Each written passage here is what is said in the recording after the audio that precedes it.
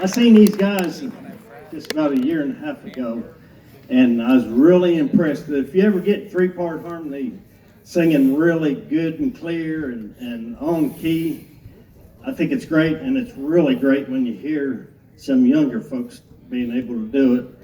And it's great to hear the old bands playing, but if we don't get youth in the bluegrass, bluegrass is going to die. And these guys right here is going to keep bluegrass going. So if you don't care, give a good round of applause for the Spencer Boys.